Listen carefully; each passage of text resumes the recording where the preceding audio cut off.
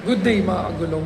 Sa mga hindi pa po nakapag-onboard, pwede po kayong pumunta dito sa opisina ng InDrive sa tapat po ng GMA7. Dalhin lamang po ang mga sumusunod na requirements, PA or CPC, Professional Driver's License, PAMI, at NBI clearance.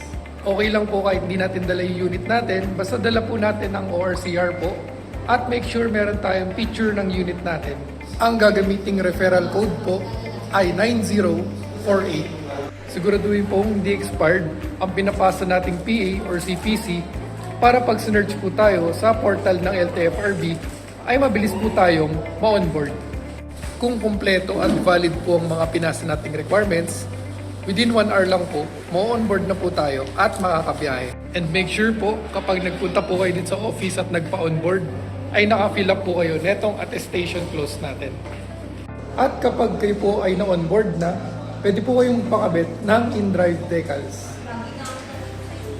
Kapag nagpakabit po tayo ng InDrive decals sa ating sasakyan, makakatanggap po tayo ng additional 2,000 pesos per month. 3 months contract po ito. Kapag okay naman po yung InDrive decals at patuloy po tayo bumabiyahe, pwede po natin i-renew ang kontrata.